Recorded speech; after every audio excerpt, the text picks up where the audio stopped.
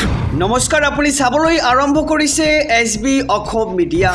আজি হৈছে 9 জুলাই আৰু আজি ৰাতিপুৱাৰ কেইবাটাও গুৰুত্বপূৰ্ণ খবৰ আহি পৰিছে আৰু এনেধৰণৰ খবৰসমূহ নিতৌ চাবলৈ চেনেলটো ছাবস্ক্ৰাইব কৰি ভিডিঅ'টো এটা লাইক কৰি দিব। আইন কানুন নকয় লগে লগে এনকাউণ্টাৰ আৰু এইবাৰ এনকাউণ্টাৰ সন্দৰ্ভত মৌলানা বদৰুদ্দিন আজমলৰ বৃহৎ মন্তব্য। তেওঁ কৈছে যে আইন কানুন নকয়, ডাইৰেক্ট চলিব লাগে আৰক্ষীৰ এনকাউণ্টাৰ আৰু এইবাৰ এনকাউণ্টাৰৰ দাবী আনিলে মৌলানা বদৰুদ্দিন আজমলে। নিচাজাতীয় সামগ্ৰীৰে জড়িত কোনো লোকক ৰেহাই দিব নালাগে আৰু ড্ৰাগছৰ লগত জড়িতসকল একোজন হত্যাকাৰী বুলি আখ্যা দিছে মৌলানা বদৰুদ্দিন আজমলে আৰু তেওঁলোকে গোটেই সমাজ বৰবাদ কৰিছে আৰু যিসকলে ড্ৰাগছৰ ব্যৱসায় কৰে তেওঁলোকক লগে লগে এনকাউণ্টাৰ কৰিব লাগে আৰু ড্ৰাগছ ব্যৱসায়িক হত্যাকাৰীৰ সৈতে তুলনা কৰিছে মৌলানা বদৰুদ্দিন আজমলে। জনাইছোঁ সবিস্তাৰে খবৰ SB অসম মিডিয়াৰ সমূহ দৰ্শকক।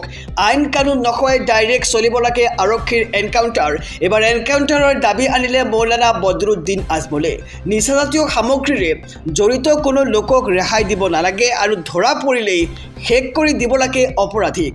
ড্ৰাগছৰ লগত জড়িতসকল একোজন হত্যাকাৰী বুলি কৈছে মৌলানা বদৰুদ্দিন আজমলে আৰু গোটেই সমাজ বৰবাদ কৰিছে ড্ৰাগছ ব্যৱসায়ীয়ে। আইন কানুন নকয়, ডাইৰেক্ট চলিব লাগে আৰক্ষীৰ এনকাউণ্টাৰ আৰু এইবাৰ এনকাউণ্টাৰৰ দাবী আনিলে মৌলানা বদৰুদ্দিন আজমলে আৰু নিচাজাতীয় সামগ্ৰীৰে জড়িত কোনো লোকক ৰেহাই দিব নালাগে, ধৰা পৰিলেই শেষ কৰি দিব লাগে অপৰাধীক আৰু ড্ৰাগছৰ লগত জড়িতসকলক একোজন হত্যাকাৰী বুলি আখ্যা দিছে মৌলানা বদৰুদ্দিন আজমলে। এই মুহূৰ্তত জনাইছোঁ আৰু এটি ব্ৰেকিং নিউজ ডাঙৰ খবৰ। 12 বছৰীয়া কিশোৰীক ধৰ্ষণ কৰি হত্যা আৰু ধৰ্ষণকাৰী প্ৰভাস মণ্ডলক ইতিমধ্যে এনকাউণ্টাৰ কৰা হৈছে। এই মুহূৰ্তৰ খবৰ আমি জনাইছোঁ। পুনৰ গৰজি উঠিল আৰক্ষীৰ বন্দুক। পশ্চিমবংগৰ বৰুইপুৰ কাণ্ডৰ কালপিত প্ৰভাস মণ্ডলৰ মৃত্যু হৈছে আৰু আৰক্ষীৰ বন্দুক কাঢ়ি পলাবলৈ চেষ্টা কৰিছিল প্ৰভাসে আৰু পুলিচক টাৰ্গেট কৰি গুলীচালনা প্ৰভাস মণ্ডলৰ। এই মুহূৰ্তৰ খবৰ জনাইছোঁ এতিয়া ব্ৰেকিং নিউজ। এবাৰ পশ্চিমবংগত সংঘটিত হৈছে এক নৃশংস কাণ্ড। 12 বছৰীয়া কিশোৰীক ধৰ্ষণ কৰি হত্যা কৰা হৈছে আৰু ধৰ্ষণকাৰী প্ৰভাস মণ্ডলক এনকাউণ্টাৰ কৰিছে বংগ আৰক্ষী আৰু পুনৰ গৰজিল আৰক্ষীৰ বন্দুক।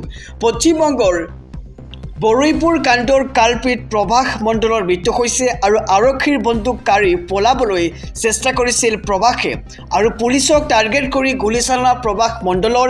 ইয়াৰ পিছতেই আৰক্ষীয়ে গুলী কৰিবলৈ বাধ্য হয় প্ৰভাসক আৰু 4 জুলাইত সংঘটিত হৈছিল এনে নৃশংস কাণ্ড। 12 বছৰীয়া কিশোৰীক প্ৰথমে ধৰ্ষণ আৰু তাৰ পিছত নৃশংসভাৱে হত্যা কৰা হৈছে আৰু 5 জুলাইত উদ্ধাৰ হৈছিল কিশোৰীগৰাকীৰ সেই মৃতদেহ।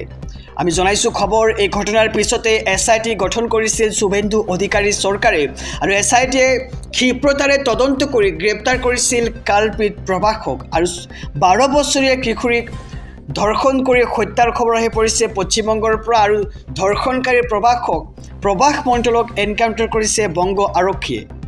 সমগ্ৰ ৰাজ্যবাসীক জনাইছোঁ সন্ধিয়াৰ আৰু এটি ব্ৰেকিং নিউজ ডাঙৰ খবৰ। সাৱধান অখিল। এবাৰ অখিল গগৈক লাষ্ট ৱাৰ্ণিং দিছে বিধানসভাৰ অধ্যক্ষ ৰঞ্জিত কুমাৰ দাসে আৰু বিধানসভাত সমূহ সমৰত অতুল বৰা আৰু অখিল গগৈয়ে সদন সুস্থিৰভাৱে পৰিচালিত হ'বলৈ নিদিয়ে আৰু অখিল গগৈৰ বিৰুদ্ধে খঙত অগ্নিশৰ্মা হৈ পৰিছে অতুল বৰা। এই মুহূৰ্তৰ খবৰ জনাইছোঁ এটি ব্ৰেকিং নিউজ। অখিল গগৈৰ বিৰুদ্ধে খঙত অগ্নিশৰ্মা হৈ পৰিছে অতুল বৰা। বিধানসভাত সমূহ সমৰত অতুল বৰা আৰু অখিল গগৈয়ে সদন সুস্থিৰভাৱে পৰিচালিত হ'বলৈ নিদিয়ে আৰু অখিল গগৈৰ বিৰুদ্ধে এইবাৰ খঙত অগ্নিশৰ্মা হৈ পৰিছে অতুল বৰা আৰু অখিল গগৈৰ মাজত তীব্ৰ বাক বিতণ্ডা দেখিবলৈ পোৱা গৈছে আৰু অখিল গগৈক শেষ সকিয়নি দিছে এইবাৰ অধ্যক্ষ ৰঞ্জিত কুমাৰ দাসে। বিধানসভাত এইবাৰ নকৰিব, মই শেষ সকিয়নি দিছোঁ বুলি এইবাৰ মন্তব্য কৰিছে বিধানসভাৰ অধ্যক্ষ ৰঞ্জিত কুমাৰ দাসে আৰু মন্ত্ৰীয়ে উত্তৰ দি থাকিলে এনেই মাতি নাথাকিব বুলি এতিয়া অখিল গগৈক এক প্ৰকাৰ হুংকাৰ প্ৰদান কৰা হৈছে আৰু বিধানসভাত সমূহ সমৰত অতুল বৰা আৰু অখিল গগৈয়ে সদন সুস্থিৰভাৱে পৰিচালিত হ'বলৈ নিদিয়ে বুলি এক প্ৰকাৰ দাবী উত্থাপন কৰিছে অতুল বৰাই। কেৱল জনজাতীয় লোকক নকয়, UCCৰ পৰা বাহিৰ কৰক ইছলাম, হিন্দু আৰু জৈন সকলকে। বিধানসভা অধিৱেশনৰ মাজতে এইবাৰ ইউনিফৰ্ম চিভিল কোডক লৈ গৰজি উঠিল বদৰুদ্দিন আজমল আৰু ইউচিচিৰ বিৰুদ্ধে সদল বলে ৰাজভৱন পালেগৈ AIUDF আৰু ইউচিচিক লৈ প্ৰথমবাৰলৈ মুখ খুলিছে মৌলানা বদৰুদ্দিন আজমলে আৰু মৌলানা বদৰুদ্দিন আজমলে বিস্ফোৰণ ঘটাইছে এইবাৰ ইউনিফৰ্ম চিভিল কোডক লৈ। এই মুহূৰ্তৰ খবৰ জনাইছোঁ SB অসম মিডিয়াৰ সমূহ দৰ্শকক। বিধানসভা অধিৱেশনৰ মাজতেই ইউচিচিক লৈ গৰজি উঠিল মৌলানা বদৰুদ্দিন আজমল। ইউচিচিৰ বিৰুদ্ধে সদল বলে ৰাজভৱন পালেগৈ AIUDF আৰু ইউচিচিক লৈ প্ৰথমবাৰলৈ বিস্ফোৰণ ঘটালে মৌলানা বদৰুদ্দিন আজমলে। আৰু ইউচিচি কেৱল এটা ধৰ্মৰ বাবে নকয়, সকলো ধৰ্মৰ বাবে বিৰোধী। যদি জনজাতীয় ভাইসকলক বাহিৰ কৰিছে তেন্তে হিন্দু জৈন সকলোকে বাহিৰ কৰাৰ দাবী জনাইছে মৌলানা বদৰুদ্দিন আজমলে। কিন্তু সেয়া কৰিব নোৱাৰে কাৰণ এইখন পৰিকল্পিত এখন আইন বুলি কৈছে মৌলানা বদৰুদ্দিন আজমলে। আৰু এই আইন কেৱল মুছলমান বিৰোধী নহয়, প্ৰতি ধৰ্মৰ বিৰুদ্ধে অনা এখন আইন। আৰু মহিলাসকলৰ 8টা স্থানৰ পৰা ধন আদায় কৰে পুৰুষে। এতিয়াৰ কথা নহয়, সভ্যতাৰ পৰাই এনেদৰেই চলি আছে বুলি মন্তব্য কৰিছে বিধানসভাৰ মজিয়াত মৌলানা বদৰুদ্দিন আজমলে। আৰু মহিলাক ইমান সন্মান দিয়াৰ পাছতো কিয় পৃথককৈ আইনৰ প্ৰয়োজন, কিয় ভাগ কৰা হৈছে পুৰুষ আৰু মহিলাক? আৰু যি কথা স্পষ্টভাৱে মই মোৰ গ্ৰন্থত লিখিছোঁ, প্ৰয়োজন হ'লে ৰাজ্যপালক মই লিখিত আকাৰে দিম বুলি এবাৰ বিধানসভাৰ মজিয়াত এনে মন্তব্য কৰিছে মৌলানা বদৰুদ্দিন আজমলে। আৰু ৰাজ্যপালৰ ওচৰত ইউচিচি সম্পৰ্কত অভিযোগ দাখিল কৰিছে মৌলানা বদৰুদ্দিন আজমলে। যদি অসম ইউচিচি আইন লৈ পৰিৱৰ্তনেই হয় তেন্তে প্ৰতি ধৰ্মৰ লোকক মাতক।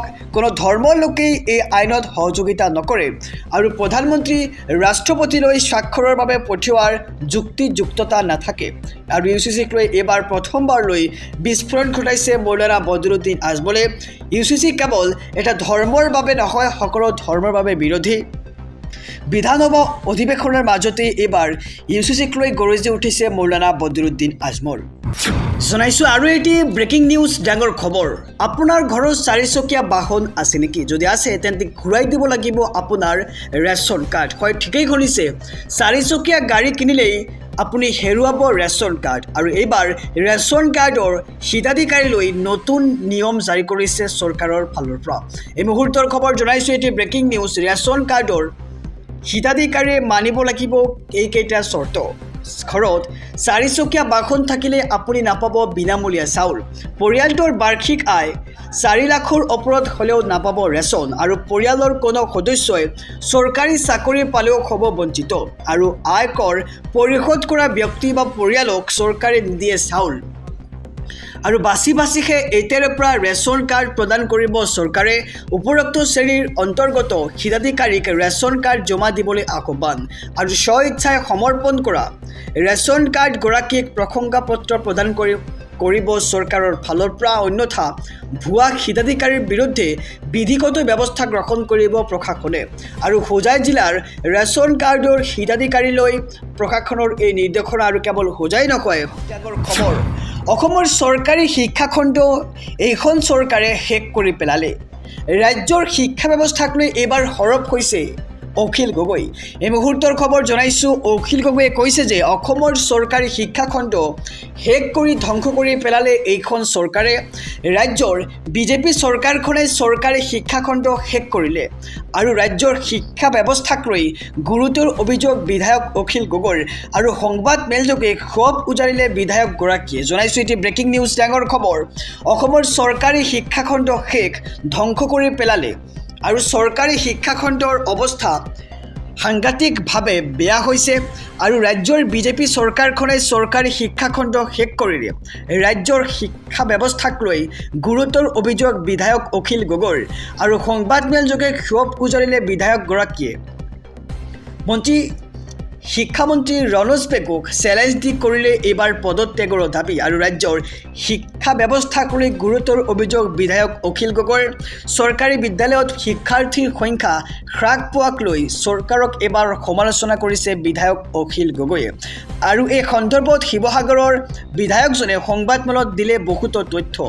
2021 আৰু 22 বৰ্ষত মুঠ নামভৰ্তি কৰিছিল ৭৫,৪৪,৯৬০ শিক্ষাৰ্থী আৰু ২০২২ আৰু ২৩ বৰ্ষত এই সংখ্যা হ্ৰাস পায় ৭১,১৬,৯০০ জনলৈ আৰু মাত্ৰ এবছৰতে ৪,২৮,০৬০ জনলৈ হ্ৰাস পালে নামভৰ্তিৰ সংখ্যা আৰু ২০২৩ আৰু ২৪ বৰ্ষত বিদ্যালয়সমূহত নামভৰ্তিৰ সংখ্যা ৫১,৮৯,৯৩১ জনলৈকে হ্ৰাস হৈছে আৰু ২০২২ আৰু ২৩ বৰ্ষৰ তুলনাত সেইবাৰ হ্ৰাস পালে ১৯,২৬,৯৬৯ জনলৈ আৰু ২০২৪ আৰু ২৫ বৰ্ষত নামভৰ্তিৰ সংখ্যা হ্ৰাস হৈছে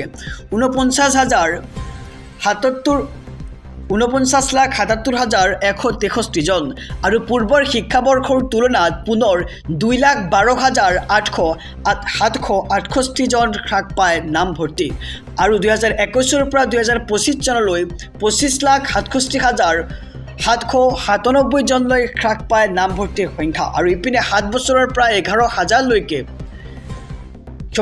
ইপিনে ৭,০০০ৰ পৰা ১১,০০০লৈকে বিদ্যালয় বন্ধ হোৱা বুলি অভিযোগ উত্থাপন কৰা হৈছে আৰু সংবাদমেলত মন্ত্ৰী ডক্টৰ ৰণোজ পেগুৰ পদত্যাগৰ দাবী জনাইছে অখিল গগৈয়ে। সমগ্ৰ ৰাজ্যবাসীক জনাইছোঁ আৰু এটি ব্ৰেকিং নিউজ ডাঙৰ খবৰ। মুছলমানৰ বিৰুদ্ধে কোনেও ঘৃণা বিয়পাব নোৱাৰিব আৰু এইবাৰ কোনেও অত্যাচাৰ কৰিব নোৱাৰিব মুছলমানক। এই মুহূৰ্তৰ খবৰ আমি জনাইছোঁ, মুছলমানৰ বিৰুদ্ধে ঘৃণা বিয়পালে ৰাষ্ট্ৰসংঘই ল'ব ব্যৱস্থা আৰু মুছলমান বিৰোধী বৈষম্যৰ বিৰুদ্ধে সজাগতা বৃদ্ধি কৰিব ৰাষ্ট্ৰসংঘই আৰু ইছলাম ফোবিয়া গুৰুতৰ অপৰাধ হিচাপে গণ্য কৰে ৰাষ্ট্ৰসংঘই। ইছলামৰ বিৰুদ্ধে অপপ্ৰচাৰ চলোৱা কাৰ্যক ৰেহাই দিয়া নক'ব।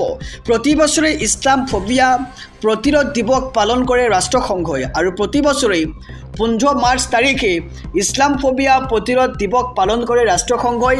মুছলমানৰ বিৰুদ্ধে কোনেও এতিয়াৰে পৰা ঘৃণা বিয়পাব নোৱাৰিব আৰু কোনেও অত্যাচাৰ কৰিব নোৱাৰিব মুছলমানসকলক আৰু মুছলমানৰ বিৰুদ্ধে ঘৃণা বিয়পালে ৰাষ্ট্ৰসংঘই ল'ব কঠোৰ ব্যৱস্থা আৰু মুছলমান বিৰোধী বৈষম্যৰ বিৰুদ্ধে সজাগতা বৃদ্ধি কৰিব ৰাষ্ট্ৰসংঘই।